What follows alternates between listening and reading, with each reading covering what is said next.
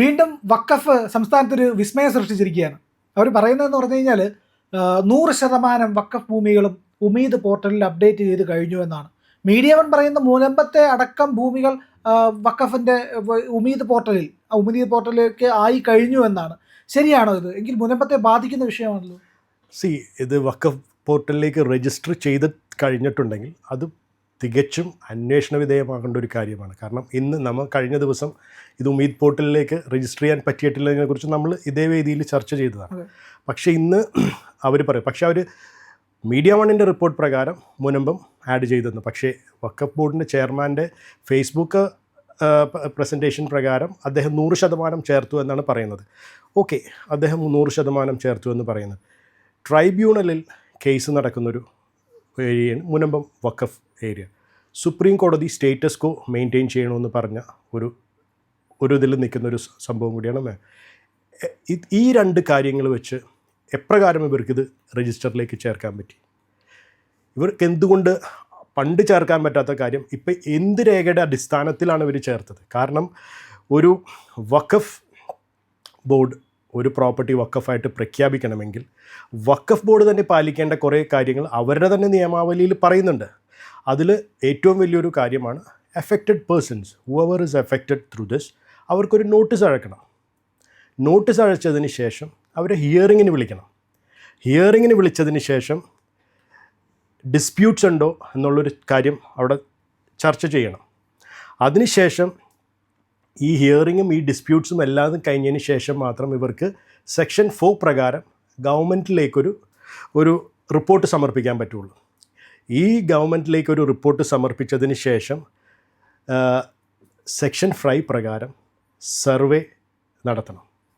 Survey നടത്തി ബാക്കി കാര്യങ്ങളെല്ലാം അതിലുപരി ഒരു ക്വസൈ ജുഡീഷ്യൽ ബോഡിയും ഇതിൽ ഇൻവോൾവ് ആയിരിക്കണം. കാരണം ഇതിനെക്കുറിച്ച് സ്റ്റഡി ചെയ്യാനുണ്ട്.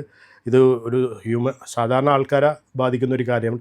അവരുടെ റിപ്പോർട്ടും കൂടി വന്നതിന് ശേഷം മാത്രമേ ഒരു ഗസറ്റ് നോട്ടിഫിക്കേഷൻ നടത്തണം. അതിനുശേഷമേ ഇതെല്ലാം വഖഫ് സ്വത്തായിട്ട് പ്രഖ്യാപിക്കാൻ പറ്റുള്ളൂ.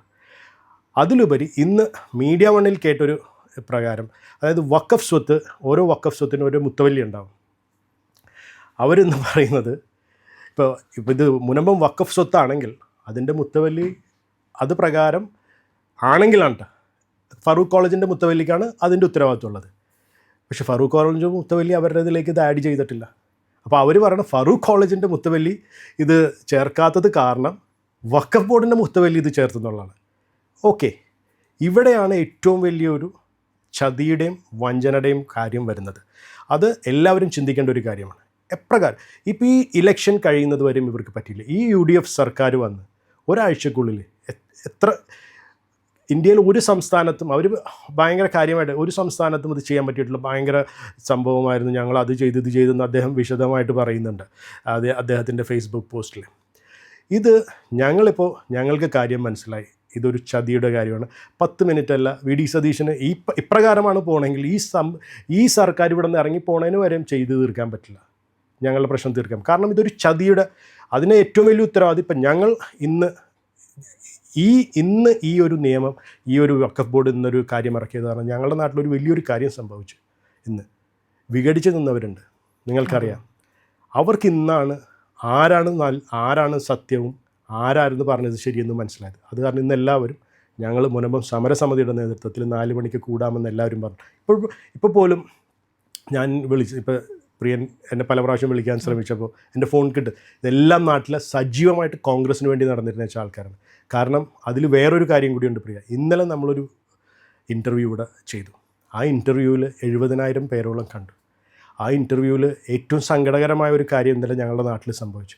അതിൽ 1300ഓളം കമൻസ് ഉണ്ട്. അതിൽ 95% ഞങ്ങളുടെ നാട്ടിന് ചീത്ത പറഞ്ഞിട്ടുള്ള കമൻറ്റാണ്. അത് ഞാൻ കണ്ടായിരുന്നു.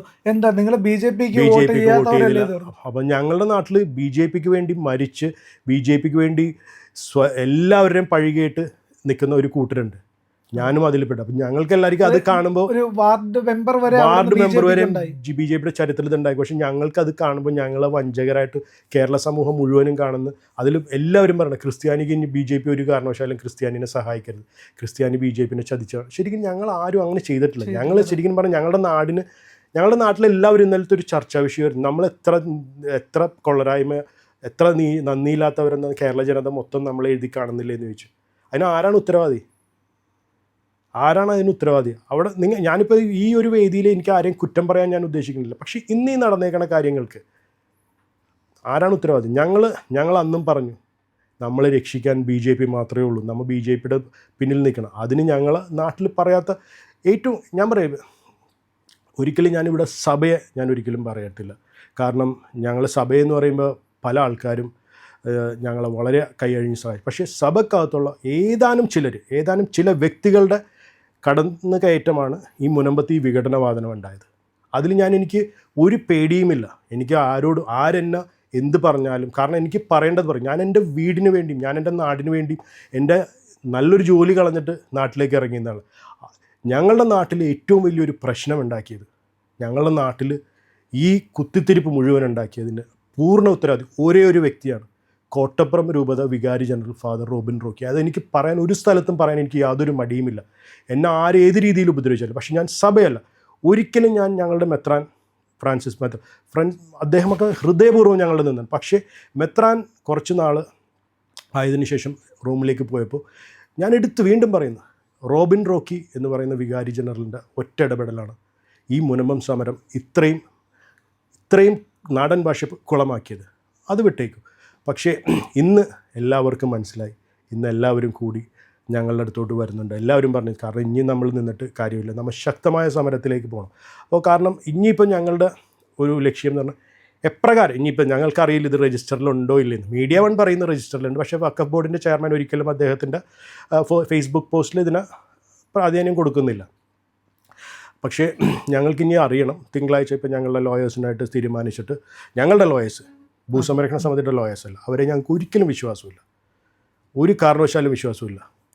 ഭൂസംരക്ഷണ സമിതിയുടെ എസ്പെഷ്യലി സീനിയർ അഡ്വക്കേറ്റ് എന്ന് പറഞ്ഞാൽ ഒരിക്കലും അദ്ദേഹത്തിന് ഞങ്ങൾക്ക് വിശ്വാസമില്ല. ഞങ്ങളുടെ ലോയേഴ്സായിട്ട് തീരുമാനിച്ചിട്ട്, ഞങ്ങൾക്ക് കുറച്ച് ലോയേഴ്സ് ഉണ്ട്. അതുകൂടാതെ BJP ഞങ്ങൾക്ക് വേണ്ടി അറേഞ്ച് ചെയ്തിരിക്കുന്ന കേരള സംസ്ഥാന ഘടകം രാജീവ് ജിയും ഷോൺ ജിയുടെയും നേതൃത്വത്തിൽ തന്നേക്കണം. അവരുമായി തീരുമാനിച്ചിട്ട് എപ്രകാരം ഇത് ഇവർക്ക് ചേർക്കാൻ പറ്റി അതിനെക്കുറിച്ച് അന്വേഷിക്കണം. പിന്നെ ഞങ്ങളൊരു ശക്തമായൊരു സമരം, അതായത് ഞങ്ങൾ ഈ വരും ആഴ്ചയിൽ തന്നെ കാൽനടയായിട്ട് ആദ്യമായിട്ടായിരിക്കുള്ളൂ, ആരൊക്കെ ഞങ്ങളുടെ കൂടെ വരുമെന്ന് ഞങ്ങൾക്കറിയാം. ഞങ്ങൾ മുനമ്പം ജനത, ഞങ്ങളൊരു കൂട്ടായി. പോരാതെ ഇനിയിപ്പോൾ ഒരാഴ്ച കഴിഞ്ഞാൽ മത്സ്യ നിരോധനം വരും. അപ്പം ഞങ്ങളുടെ എല്ലാ സഹോദരങ്ങളും കൂടാമെന്നുണ്ട്. ഞങ്ങൾ കാൽനടയായി ഞങ്ങളെ കൊണ്ടാവുന്ന രീതിയിൽ സെക്രട്ടേറിയറ്റ് പടിക്കലേക്ക് അവിടെ പോയി അനിശ്ചിതകാല നിരാഹാരം ഇരിക്കുക എന്നുള്ളതാണ്. കാരണം ഞങ്ങളുടെ വീടാണ്, ഞങ്ങളുടെ മക്കളുടെ ഭാവിയാണ്. ഞങ്ങൾ ആരെയും ചതിച്ചിട്ടോ ആരെയും പിടിച്ചു പറിച്ചിട്ടോ ഉണ്ടാക്കിയ സ്ഥലമല്ല. ഞങ്ങൾക്കത് നേടിയെടുക്കണം. അത് നേടിയെടുക്കാൻ ഞങ്ങൾ ആര് ഞങ്ങളുടെ മുമ്പിൽ ഇരുന്നാലും അവൻ ഞങ്ങളുടെ ശത്രുവാണ്. അപ്പോൾ ഞാൻ ഇത് പറയണില്ലേ, എന്നെ ഈ കേൾക്കുന്ന ആൾക്കാർ ഇനിയെങ്കിലും മനസ്സിലാക്കണം. മുനമ്പത്തെ ഞങ്ങളാരും തെറ്റുകാരല്ല. നിങ്ങളിങ്ങനെ ഞങ്ങളെ കമൻറ്റിലൂടെ പറയാൻ ഞങ്ങൾ തെറ്റ് ചെയ്തിട്ടില്ല. ഞങ്ങൾ BJPക്ക് വേണ്ടി അവിടെ നിന്ന ആൾക്കാരാണ്. BJPനെ അവിടെ ഒരു BJPയുടെ നിഴൽ പോലും ഇല്ലാകാത്ത ഒരു സ്ഥലത്ത് അവിടെ വന്ന് എല്ലാവരുടെയും തെറിയും എല്ലാവരുമായിട്ട് നല്ല രീതിയിൽ സൗഹൃദത്തിൽ പോയി പല ആൾക്കാരായിട്ട് ഞങ്ങൾക്ക് ഇന്ന് സംസാരിക്കാൻ പറ്റും. പക്ഷേ എന്നാലും ഞങ്ങൾക്ക് ചരിത്രം രചിക്കാൻ അവിടെ സാധിച്ചു. ഒരു വാർഡ് മെമ്പർ വന്നു. അത് മാത്രമല്ല, എനിക്ക് കൃത്യമായിട്ട് അറിയാം, അങ്ങയുടെ കൂടെയുള്ള ആൾക്കാരും വിഴിഞ്ഞമടക്കമുള്ള മേഖലയിൽ വന്ന് നിയമസഭാ തെരഞ്ഞെടുപ്പിൽ പ്രവർത്തിച്ചു.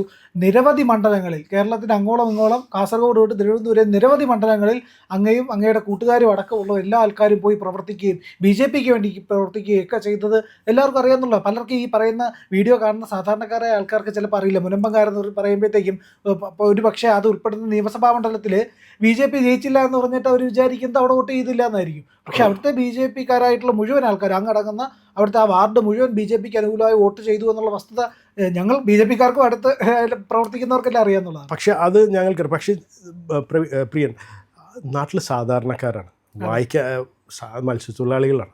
അവർക്ക് അവരുടെ നാടിനെ മൊത്തം ഇങ്ങനെ ഒരു കൂട്ടം ഇങ്ങനെ ഈ രീതിയിൽ കുറ്റപ്പെടുത്തുമ്പോൾ അവർക്ക് ശരിക്കും ഫീൽ ചെയ്യുന്നുണ്ട്. ഇന്ന് രാവിലെ തന്നെ എനിക്ക് ആ ചേട്ടൻ്റെ പേര് പറഞ്ഞു. ചേട്ടൻ വിളിച്ചിട്ട് പറയണം, നമ്മളൊക്കെ എന്ത് തെറിയാണ് ഇതിനകത്ത് സംസാരിക്കുന്നത്, നമ്മളൊക്കെ എന്ത് ചെയ്തിട്ടാണ്, നമ്മൾ ഈ നാടിന് വേണ്ടി രക്ഷയ്ക്ക് വേണ്ടി നിന്നതല്ലേ. എന്നാൽ യഥാർത്ഥ നാടിനെ വഞ്ചിച്ചവർ അവിടെ കുടിയും തീറ്റയുമായിട്ട് ഡെയിലി ഇങ്ങനെ കറങ്ങി നടക്കുകയാണ്. ഈ മുനമ്പം ഭൂസംരക്ഷണ സമിതി ഇപ്പോൾ എന്താ നിലപാടെടുത്തിരിക്കുന്നത്? ഭൂസംരക്ഷണ സമിതിയുടെ ഇപ്പോഴത്തെ നിലപാട് വൈകുന്നേരം ആരെങ്കിലും പറ്റിച്ച് കുടിക്കുക, അതാണ് ഇപ്പോഴത്തെ അവരുടെ നിലപാട്.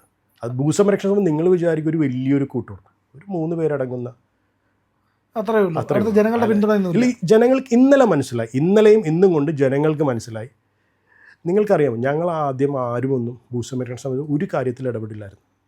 കഴിഞ്ഞ ദിവസം ഞങ്ങളൊരു കണക്കെടുത്ത്, ഈ ഭൂസംരക്ഷണയുടെ 2 നേതാക്കളുണ്ടല്ലോ, അവർക്ക് ഈ കേസിന് പുറകെ പോകാനായിട്ട് ഞങ്ങൾ നാട്ടുകാരെല്ലാവരും കൂടി അവർക്ക് 2 പേർക്ക് ഇവർ ആൾക്കാർ വിചാരിച്ചിരിക്കുന്നത് ഇവരുടെ കാശെടുത്ത് പോകണം. ഗൂഗിൾ പേ ചെയ്തത് പലരിൽ നിന്നായിട്ട് ഇത്ര വർഷങ്ങൾക്കുള്ള ഗൂഗിൾ പേ 6 ലക്ഷം രൂപയോളം ടാക്സി ചാർജ് മാത്രം ഞങ്ങൾ കൊടുത്തു. ഈ 2 നേതാക്കന്മാരെ ആൾക്ക് നാട്ടുകാർ കേൾക്കുമ്പോൾ നാട്ടുകാർ വിചാരിക്കുന്നത് ഇവിടെ എല്ലാവരും കാണുമ്പോൾ ഇത് വ്യക്തമായ രേഖകൾ പ്രകാരമാണ് ഈ പറയുന്നത്.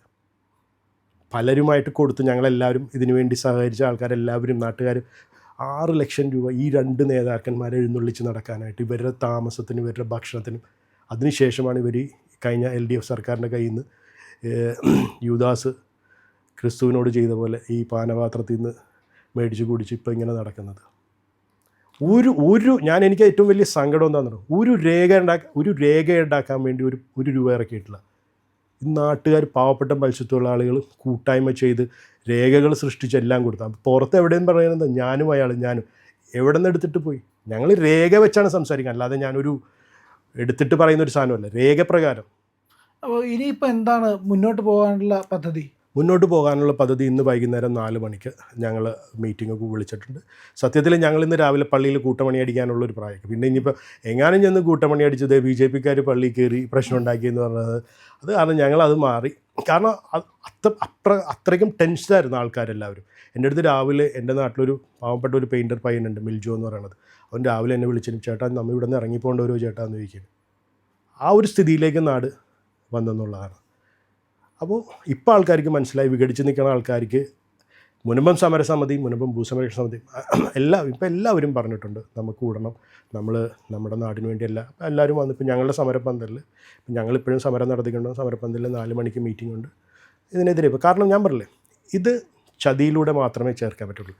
നിയമപരമായി പോയി കഴിഞ്ഞാൽ ഈ 400 ഏക്കറൊക്കെ ഇവർ പിടിച്ചെടുക്കുക എന്ന് പറഞ്ഞാൽ 400 ഏക്കർ അതാണ് ഇവിടെ എല്ലാവരും പറയുന്നൊരു സ്ഥലം. മുനമ്പം, അതായത് കുഴുപ്പള്ളി വില്ലേജ് ഓഫീസിൻ്റെ കീഴിൽ വരുന്നതാണ് ഈ പള്ളിപ്പുറം. കുഴുപ്പള്ളി വില്ലേജ് ഓഫീസിൻ്റെ റെക്കോർഡ് പ്രകാരം അവിടെ ഇപ്പോൾ 137 ഏക്കറേ ഉള്ളൂ. ഈ പ്രദേശമാകെ 137 ഏക്കർ അത്രയേ ഉള്ളൂ. അത് വില്ലേജ് റെക്കോർഡ് പ്രകാരം. അപ്പോൾ അടുത്ത വാർഡും കൂടെ ചേർത്തിട്ടാണോ ഇവർ? അടുത്ത വാർഡല്ല, എനിക്ക് തോന്നുന്നു ഇവർക്ക് ഈ പഞ്ചായത്ത് മൊത്തം വേണമായിരുന്നു.